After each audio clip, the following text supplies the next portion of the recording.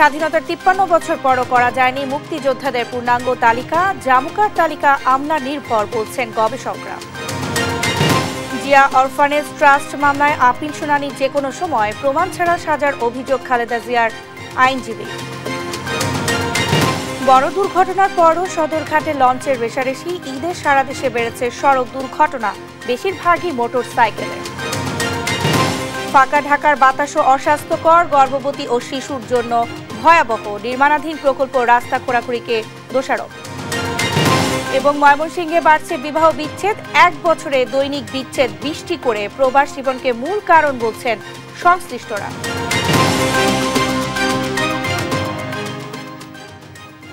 দেখছিলেন শিরোনাম সংবাদ সকালে, সঙ্গে আছে আমি শারমিন নাসি। এবারে বিস্তারিত। স্বাধীনতার ৫৩ বছর পেরিয়ে গেলেও করা যায়নি বীর মুক্তিযোদ্ধাদের পূর্ণাঙ্গ তালিকা। মুক্তিযোদ্ধা হিসেবে গেজেট ভুক্তির নতুন আবেদন নেওয়া বন্ধ। মুক্তিযুদ্ধ বিষয়ক মন্ত্রী বলেন, যারা এতদিনেও আবেদন করেননি এটা তাদেরই ব্যর্থতা। আর গবেষকরা বলছেন, জাতীয় মুক্তিযোদ্ধা কাউন্সিলের করা মুক্তিযোদ্ধা তালিকা আমলা নির্ভর, আর আবেদন না নেয়ার বিপক্ষে আওয়ামী লীগ নেতারা। জয় যাদবের রিপোর্ট। স্বাধীনতার পর থেকে এখন পর্যন্ত অন্তত ৭ বার বীর মুক্তিযোদ্ধাদের তালিকা সংযোজন বিয়োজন করা হয়েছে, আর ১১ বার পাল্টেছে মুক্তিযোদ্ধা হিসেবে তালিকায় নাম অন্তর্ভুক্তির জন্য বয়স, সংজ্ঞা ও মানদণ্ড।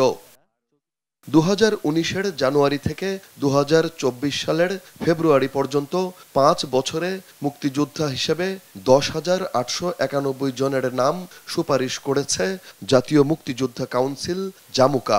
একই সময়ে বাতিল হয়েছে ২,১৯০ জনের নামের গেজেট। মুক্তিযুদ্ধ বিষয়ক মন্ত্রী জানান, বর্তমানে মুক্তিযোদ্ধা ২ লাখের বেশি না। অনন্তকাল চলবে একটা যে কোনো জিনিস আবেদনে। সব জিনিসের সময়সীমা আছে, আমাদের সময়সীমা পার হয়ে গেছে। একটা লোক যদি করে থাকে, তো উনি কি এতদিনে উনি জানলেন যে উনি মুক্তিযুদ্ধ করেছেন, এত কিছু হচ্ছে, তো আলোচনা হচ্ছে, যারা মুক্তিযোদ্ধা ছিলেন ওনারা বলেন না, এই ব্যর্থতা তাদের, এই ব্যর্থতা তো আমাদের না। সম্প্রতি জামুকার সভায় সিদ্ধান্ত হয়, নতুনভাবে নাম অন্তর্ভুক্তির জন্য কোনো আবেদন বা আপিল গ্রহণ করা হবে না। এর ফলে নতুন করে কাউকে মুক্তিযোদ্ধার তালিকায় যুক্ত করার সুযোগ নেই। আমাদের কত ছিল বিগত সরকার, আমার মুক্তিযোদ্ধা বলেন, আর এখন কত? এখন আমাদের ২ লক্ষ মুক্তিযোদ্ধা নেই, আমাদের ১,৮৮,০০০ কমে। বরং বলেন যে সরকারের আমলে অবৈধভাবে সেগুলো অভিযোগ আসতে কমেছে। গবেষকরা বলছেন, এই সিদ্ধান্তটি সঠিক হয়নি। যে তালিকা তা পুরোপুরি আমলা নির্ভর, ফলে এর গ্রহণযোগ্যতা নিয়ে প্রশ্ন থাকছেই। কাজটা কিন্তু মন্ত্রণালয় করবে, কিন্তু আমলাদের দিয়ে কাজ করতে গেলে এটা কখনো ঠিক হবে না। এর জন্য একটা বিশেষজ্ঞ কমিটি থাকতে হবে এবং এটা তালিকাটা ওপেন রাখতে হবে। এটা আমরা বলবো না যে এটা বন্ধ করে দিতে হবে। ক্ষমতাসীন আওয়ামী লীগ নেতারা বলেন, এখনো তালিকার বাইরে রয়েছেন মুক্তিযোদ্ধারা, ফলে আবেদনের সুযোগ থাকতে হবে। আমি কিন্তু অনাদিকাল পর্যন্ত চলুক এটা আমি বলছি না। আমি বলছি যে এখনো অনেক মুক্তিযোদ্ধারা ৫ বছর, ৭ বছর, ১০ বছর যাবৎ ঘুরতেছে। এটি বন্ধ করাটা ঠিক হবে না। তবে খোলা রেখে সঠিক মুক্তিযোদ্ধাকে শনাক্ত করা, এটি জামুকা এবং মুক্তিযোদ্ধা মন্ত্রণালয়ের দায়িত্ব এবং কর্তব্য। একজন প্রকৃত মুক্তিযোদ্ধা তালিকার বাইরে থাকলে কিংবা একজন অমুক্তিযোদ্ধা তালিকায় থাকলে মুক্তিযোদ্ধাদের তালিকা পূর্ণতা পাবে না বলে মত বীর মুক্তিযোদ্ধাদের। এটা চলমান থাকা উচিত। জয় যাদব, দেশ TV, Dhaka. Zia orphanage trust দুর্নীতি মামলায় আপিল বিভাগের শুনানি যে কোনো সময়। দেশ টিভিকে এ তথ্য জানিয়ে দুর্নীতি দমন কমিশনের আইনজীবী খুরশিদ আলম খান বলেন, খালেদা জিয়াকে এ মামলায় হাইকোর্টের দেয়া ১০ বছরের সাজা বহাল রাখতে আপ্রাণ চেষ্টা করবে দুদক। অন্যদিকে বিএনপির যুগ্ম মহাসচিব, সুপ্রিম কোর্ট আইনজীবী সমিতির সভাপতি মাহবুব উদ্দিন খোকন বলেন, কেবল রাজনৈতিক কারণে হয়রানি করতেই সাজা দেয়া হয়েছে, বেগম জিয়া নির্দোষ। বিস্তারিত শামীম আক্তার রিপোর্টে। বিএনপি চেয়ারপারসন খালেদা জিয়ার বিরুদ্ধে মোট মামলা ৩৭টি। এর মধ্যে ৩৫টি মামলায় জামিনে রয়েছেন তিনি। বাকি 2টি মামলায় সাজা হয়েছে। 13টি মামলা হয়েছে 2007 ও 8 সালের 1-11-এর সময়। মামলাগুলোর মধ্যে 5টি দুর্নীতির মামলা, 4টি মানহানি ও 1টি রাষ্ট্রদ্রোহ। বাকি মামলাগুলো হয়েছে হত্যা, অগ্নিসংযোগ ও নাশকতার অভিযোগে। ট্রাস্টের নামে অর্থ আত্মসাতের অভিযোগে খালেদা জিয়ার বিরুদ্ধে 2008 সালের 3 জুলাই জিয়া অরফানেজ ট্রাস্ট দুর্নীতি মামলা করে দুদক। ওই মামলায় 2018 সালের 8 ফেব্রুয়ারি খালেদা জিয়াকে 5 বছরের কারাদণ্ড দেয় বিচারিক আদালত। পরে ওই রায়ের বিরুদ্ধে খালেদা জিয়ার আইনজীবী হাইকোর্টে আপিল করলে তা খারিজ হয়ে যায়। একই সঙ্গে দুদকের আবেদনের প্রেক্ষিতে তার সাজা বাড়িয়ে 10 বছর করেছে হাইকোর্ট। দুদকের আইনজীবী জানান, এই মামলায় সর্বোচ্চ আদালতে আপিল শুনানি হতে পারে যে কোনো সময়ে। মামলা যদি লিস্টে উঠে যায় অটোমেটিক মামলা হবে একদিন, কারণ এটা তো মামলা সিরিয়ালি আগাচ্ছে। সিরিয়ালি যেহেতু আগাচ্ছে তো আমরা তো আশা করছি যে কোনো সময় মামলা লিস্টে চলে আসতে পারে। ওনারা যখন সর্বশেষ আদালতে যখন শুনানি করবেন, নিশ্চয়ই ওনারা অনেক বেশি প্রস্তুতি নিয়ে করবেন যাতে মামলাটা লিভ হয়। আমরাও সেভাবে প্রস্তুতি নিয়ে আছি বা এখনও প্রস্তুতি নিচ্ছি যাতে সাজাটা লিভ না হয়। আমরা আপ্রাণ চেষ্টা করব আইনি যুক্তি দিয়ে, আইনি বিতর্ক দিয়ে যেন হাইকোর্ট বিভাগের রায়টা বহাল থাকে। খালেদা জিয়ার আইনজীবী ব্যারিস্টার মাহবুবউদ্দিন খোকন দাবি করেন, রাজনৈতিক কারণে খালেদা জিয়াকে দোষী সাব্যস্ত করা হয়েছে। প্রথমত হলো যে এই মামলায় বেগম খালেদা জিয়া জিয়া অরফানেজ ট্রাস্ট মামলায় প্রসিকিউশনের পক্ষ থেকে, দুদকের পক্ষ থেকে একটা ডকুমেন্ট কোর্টে প্রডিউস করতে পারেনি প্রমাণ হিসাবে যে বেগম খালেদা কোথাও সই করছে। তো একদম সই করলো না, কনসেন্ট দিল না, অ্যাপ্রুভ করলো না, তাকে সাথে কীভাবে দিলেন আপনি? সম্পূর্ণ রাজনৈতিক উদ্দেশ্য মনে করি। বিএনপি চেয়ারপারসনের বিরুদ্ধে দুর্নীতির 5টি মামলা চলমান রয়েছে। এর মধ্যে নাইকো, গেটকো ও বড়পুকুরিয়া কয়লাখনি দুর্নীতি মামলা চলছে নিম্ন আদালতে। এছাড়া জিয়া অরফানেজ ট্রাস্ট ও জিয়া চ্যারিটেবল ট্রাস্ট দুর্নীতি মামলায় সাজা হয়েছে খালেদা জিয়ার। শামিমা আক্তার, দেশ টিভি, ঢাকা। লঞ্চের রেশারেশিতে দড়ি ছিঁড়ে 5 জনের প্রাণহানির পরও বদলায়নি রাজধানীর সদরঘাটের চিত্র। লঞ্চ মালিকদের খুশি করতে এবং বেশি যাত্রী পেতে অসুস্থ প্রতিযোগিতা থামেনি লঞ্চ কর্মীদের। আর অব্যবস্থাপনার জন্য নামমাত্র জরিমানা করায় ভ্রাম্যমাণ আদালতকে লোক দেখানো বলছেন যাত্রীরা। লঞ্চ কর্মীরাও তৎপর লোক দেখানো শৃঙ্খলার কাজে। এদিকে লঞ্চ দুর্ঘটনায় এজাহারভুক্ত 5 আসামিকে 3 দিনের রিমান্ডে পাঠিয়েছেন আদালত। বিস্তারিত নিয়াজ মোর্শেদের রিপোর্টে। বৃহস্পতিবার সদরঘাটে এমবি ফারহান 6 লঞ্চের ধাক্কায় তাশরিফ 4-এর লঞ্চের দড়ি ছিঁড়ে 5 জন নিহত হন। এই ঘটনায় 5 জনকে আসামি করে ওই দিন রাতে মামলা দায়ের করে বিআইডব্লিউটিএ। তবে দুর্ঘটনার পরের দিন আবারও দেশ টিভির ক্যামেরায় ধরা পড়ে লঞ্চের পারাপারি। চাঁদপুরগামী ইমাম হাসান 2 লঞ্চ ঘাটে শিডিউল অনুযায়ী নোঙর করে, আর পাশে থাকা এমবি ময়ূর 10 তাকে ধাক্কা দেয়। এ সময় ইমাম হাসান 2 লঞ্চে উঠতে যাত্রীরা ঝুঁকির মধ্যে পড়েন। এ বিষয়ে ইমাম হাসান লঞ্চের মালিক বলেন, বেশি যাত্রী পাওয়ার আশায় বড় লঞ্চগুলো এমন করে। তবে এমবি ময়ূর লঞ্চের নাবিক পুরো বিষয়টি অস্বীকার করেন। আমার পরবর্তী যে লঞ্চ সে চাচ্ছে আমাকে সরায় দিয়ে রশি মুচি ছেড়া সে ওই জায়গাটা নিবে, নিলে কি হবে যাতে আমি কোনো যাত্রী না নিতে পারি সে পুরো যাত্রীটা নিয়ে নিবে। হ্যাঁ, ধাক্কা স্বাভাবিক লাগবে।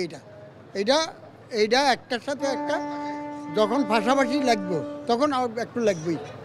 এই যে লাল দাগ দেয়া চিহ্নটি দেখতে পাচ্ছেন টার্মিনালে, এটি আসলে বিআইডব্লিউটি এর একটি নির্দেশনা। এই নির্দেশনা অনুযায়ী যাত্রীরা এই দাগের ওপারে যাবে না, ওপারে গেলেই ঘটতে পারে দুর্ঘটনা। তবে এই লাল দাগ সম্পর্কে যাত্রীরা অনেকেই জানেন না। আপনি কোনো রেড লাইন সম্পর্কে জানেন না? না না না, কোনো রেড লাইন সম্পর্কে জানেন না? জি না, আমি সেটা বলতে পারবো না। সংশ্লিষ্টরা বলছেন, মালিককে খুশি করতে যাত্রী আগে তোলার জন্যই এমন অসুস্থ প্রতিযোগিতা চলে সদরঘাটে। এই যে লঞ্চ বার্থিং করা আছে ওই লঞ্চ আমাদেরকে জায়গা দিব, আমি স্বেচ্ছায় ঢুকে যাব, কিন্তু ওরা আমাদের জায়গা দেয় না, এই জন্য পারাপারি হয়। স্টাফরা যদি খেয়াল করতেন যে 2টা লঞ্চের মাঝখানটা ঢুকাইয়া এই যে একটা রশির মধ্যে প্রেশার দিলে রশিটা কুলাইব কিনা, এটা স্টাফদের সম্পূর্ণ স্টাফদের খামখেয়ালি ওই অ্যাক্সিডেন্টটা হয়েছে। শুক্রবার সকালে বিআইডব্লিউটিএ ভ্রাম্যমাণ আদালত চালায় সদরঘাটে। এ সময় মেসার্স খন্দকার শিপিং লাইন্সের এমবি মিরাজ 6কে সিঁড়ির সাথে রেলিং না থাকায় 3000 টাকা জরিমানা করা হয়।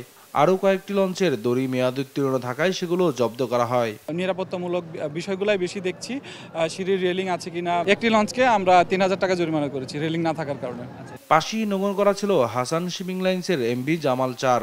ভ্রাম্যমাণ আদালত দেখি লঞ্চের কর্মচারীরা বাঁশ ধরে দাঁড়িয়ে রেলিং তৈরি করেন, তবে ম্যাজিস্ট্রেট চলে যাওয়া মাত্র সে বাঁশ নামিয়ে ফেলেন।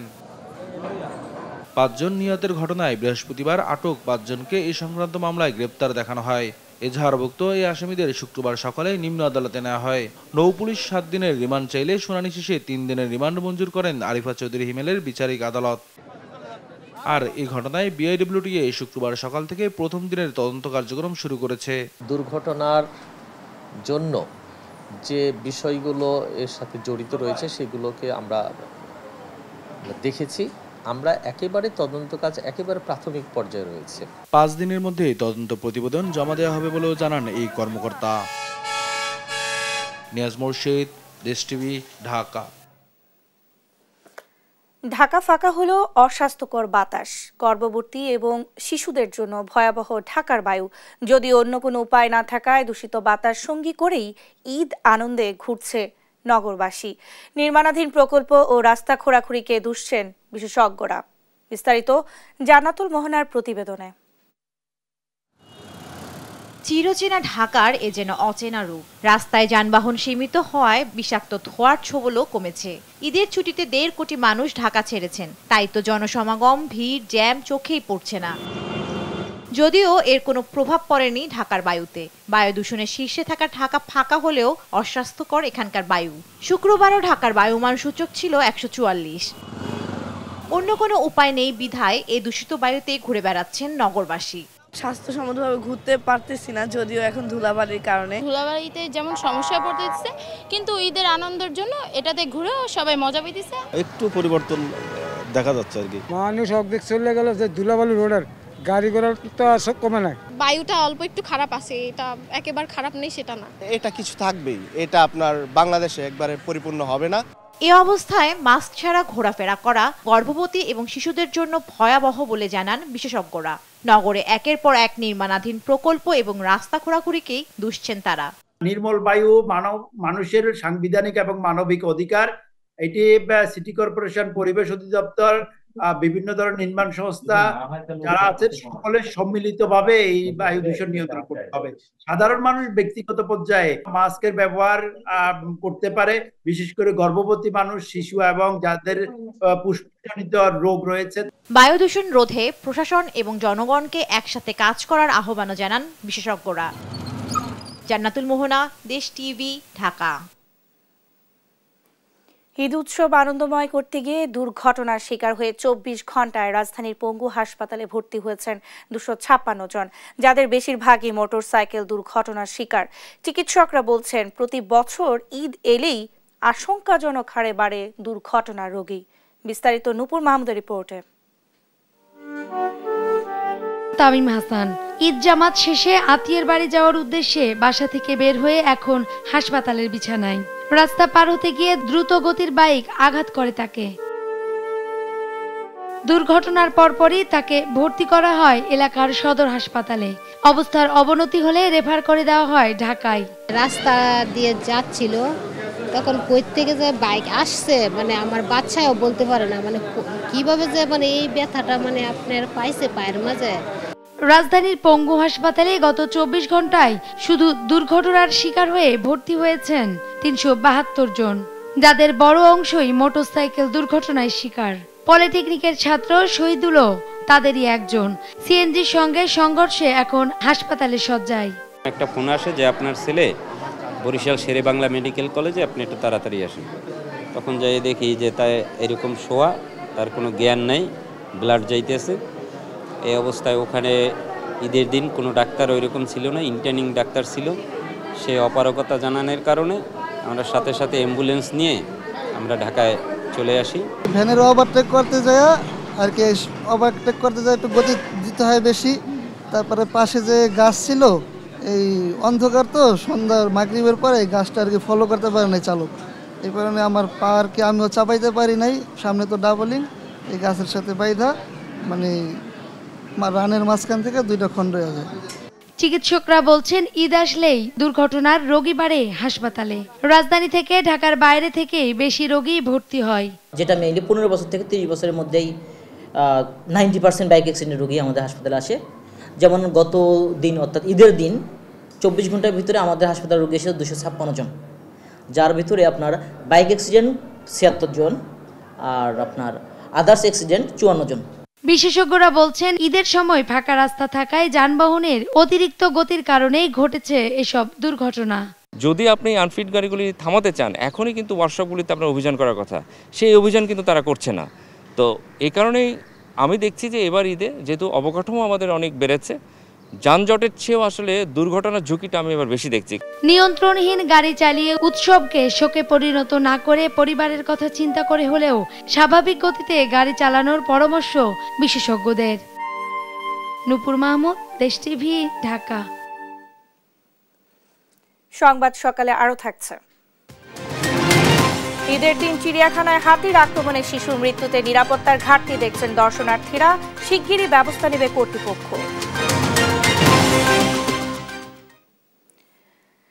যারা সর্বস্ব দিয়ে বড় করেছেন সন্তান, গড়ে তুলেছেন পরিবার, আজ তাদের অনেকেরই ঠাঁই বৃদ্ধাশ্রমে। নিজ পরিবার পরিজন থেকে বিতাড়িত অসহায় এই বাবা মায়ের জীবনে নিঃসঙ্গ নির্মমতাই একজন সঙ্গী। বৃদ্ধাশ্রমের প্রতিটি জীবনের গল্পই এক একটি করুণ ট্র্যাজেডি। সজীব রহমানের ছবিতে বৃদ্ধাশ্রমের নির্মম জীবনের গল্প তুলে ধরছেন ফখরুল ইসলাম। আমার ছেলেরাও চিনে না, মায়েও চিনে না, কেউ চিনে না। ছিলাম রাজরানী, এখন তো পথের ভিখারি। পরিস্থিতির সাথে মানায় নিয়েছি আর কি। আর আসবে না। 4 সন্তানের গর্ভধারিণী আনোয়ারা বেগম কষ্ট ক্লেশে ছেলে মেয়েদের প্রতিষ্ঠিত করলেও তাদের কাছে বোঝা হয়ে বিতাড়িত বৃদ্ধাশ্রমে। টাকা পয়সা আমি খাওয়াচ্ছি দেখছি, আজকে আমার ছেলেরাও চিনে না, মায়েও চিনে না, কেউ চিনে না। আমার যে কেউ জিগায় নাই, আমার সন্তান নাই, সব বইটাকে।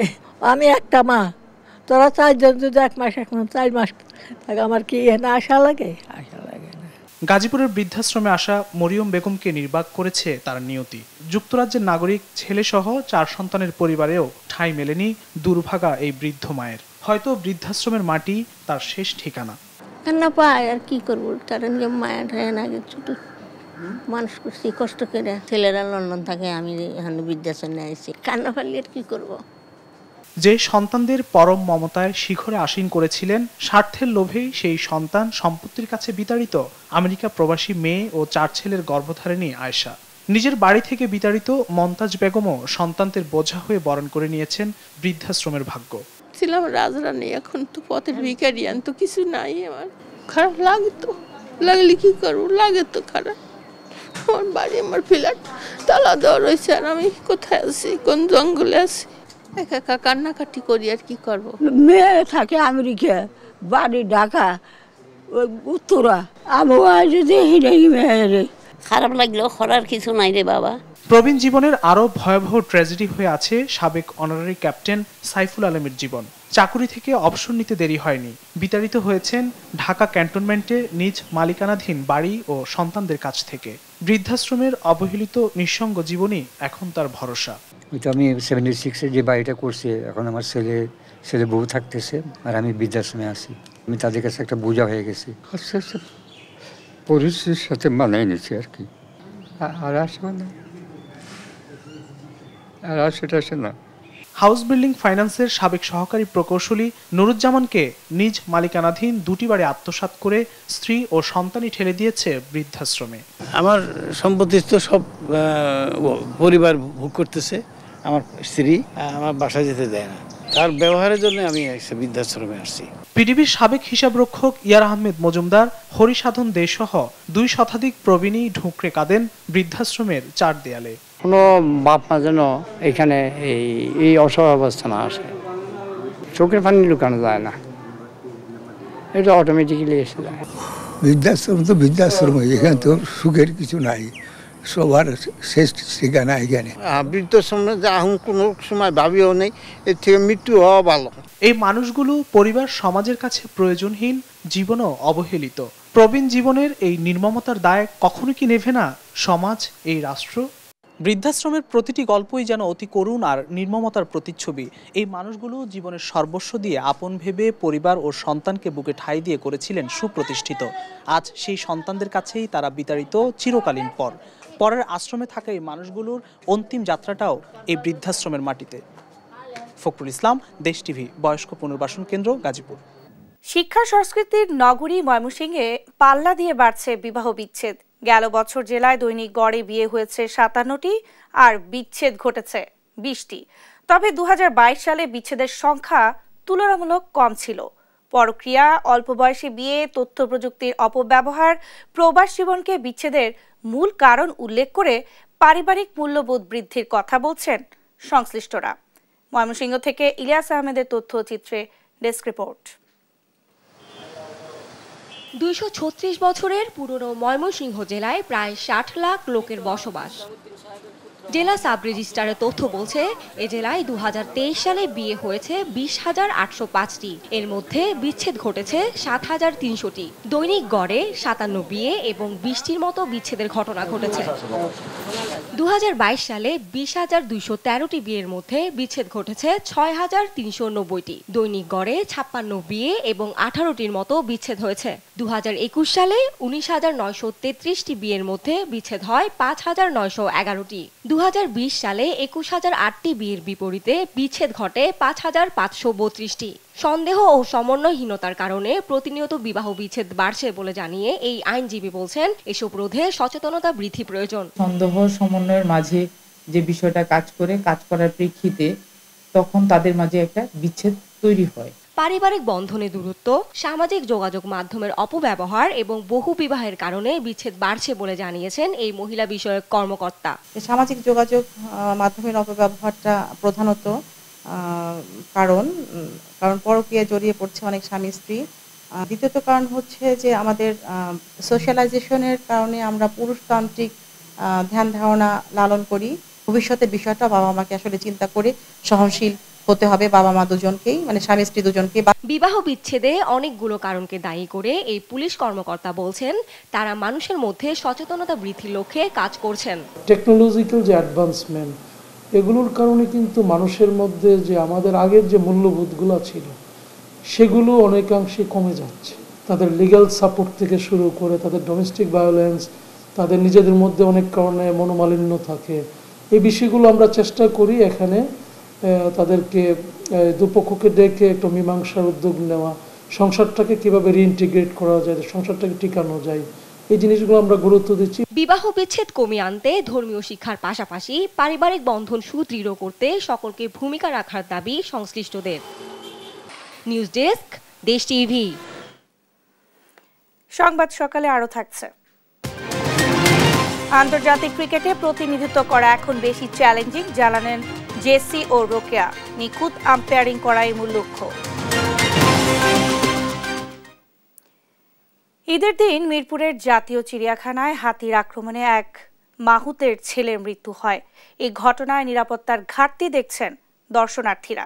তবে কর্তৃপক্ষ বলছে শিগগিরই যথাযথ ব্যবস্থা নেওয়া হবে।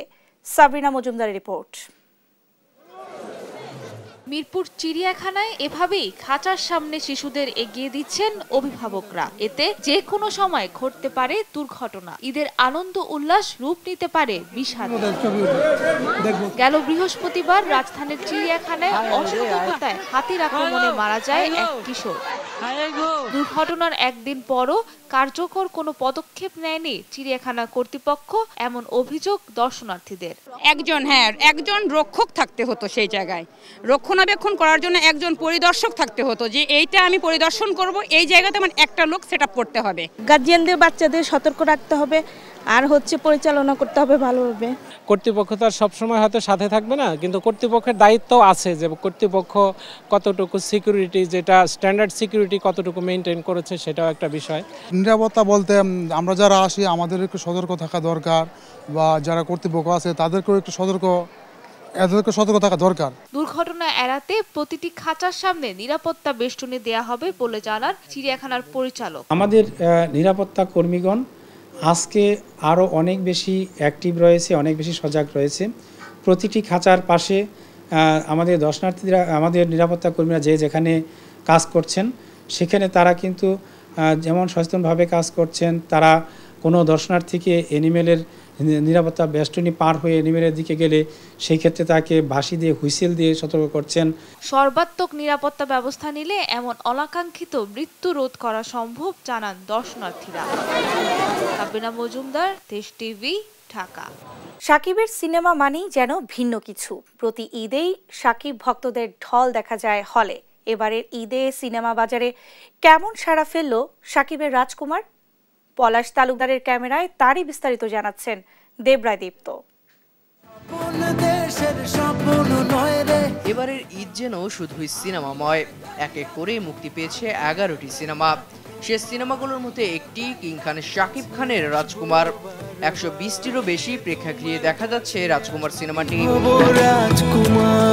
সে প্রেক্ষাগৃহগুলোর মধ্যে একটি রাজধানীর মধুমিতা। সিনেমা হলের দেয়াল জুড়ে চোখে পড়ে রাজকুমারের পোস্টার। চোখ এড়ায় না দর্শকদের উপচে পড়া ভিড়ও। এমন ভিড় মনে করিয়ে দেয় ঢালিউড সিনেমার সোনালী অতীতের কথা। সকালে এসে আমি দেখি হল বন্ধ, এখন আবার আসলাম বিকেলবেলা ছবি দেখার জন্য। একদিকে শো চলছে, অন্যদিকে পরের শো দেখতে দর্শকের দীর্ঘ লাইন। কেউ টিকিট পেয়ে মহা খুশি, কেউ আবার অভিযোগ তোলেন ব্ল্যাকে টিকিট বিক্রির। আর এর সত্যতাও মিলে দেশ টিভির ক্যামেরায়। আসলে টিকিটটা কাউন্টারে দেওয়ার কথা, আপনি দিছে তো কাউন্টারে। এত কথা বলেন, অনেকে বলেন, কর্তৃপক্ষরে বলেন, আমার বলেন না কিছু। আপনি আসলে হলের কে একটু জানতে চাই। ওই আমি কে, আপনি অনেকে জিজ্ঞেস করেন। আপনি আসলে টিকিট দিচ্ছেন, অনেকে এত কথা বলেন কে বসতেছে না, এর ধরেন না, আমার ধরেন। অনেকে অভিযোগ দিয়েছিল আপনারা ব্ল্যাক আরে করতেছি যান। আসলে ব্ল্যাক এক সময়ে ভাঙে বিকেলের শো। প্রতিক্রিয়া জানতে চাইলে দর্শকদের মধ্যে কেউ বলেন শাকিবের প্রিয়তমাকে ছাড়িয়ে গেছে রাজকুমার, কেউ বা আবার বলেন প্রিয়তমার কাছে হার মেনেছে রাজকুমার সিনেমাটি। ওটা জাস্ট প্রেম নিয়ে ছিল, এটা মানে মায়ের কাহিনী পুরোটার জন্য ভালো লাগছে। কেউ যদি মনে করে বা এটা লাভ স্টোরি বা অ্যাকশন, তার এই ছবি দেখার দরকার নাই। কষ্ট ভাইয়া, শাকিব খান মারা যায়। দারুণ ফাইন। প্রিয়তমা ভালো, এটাও ভালো। প্রিয়তমা থেকে এটা অনেক ভালো করছে। আমার কাছে প্রিয়তমা ভালো ছিল, কিন্তু এটাও খারাপ না, ভালো দেখার মতো। এভাবে আসলে চলছে শাকিব খানের রাজকুমার সিনেমা। দর্শকদের উপচে পড়া ভিড়, ব্ল্যাকে টিকিট বিক্রি এবং দর্শকদের জায়গা না পাওয়া, টিকিট না পাওয়া, এভাবেই দ্বিতীয় দিনে চলছে শাকিব খানের রাজকুমার সিনেমা। দেবরায় দীপ্ত, দেশ টিভি, ঢাকা।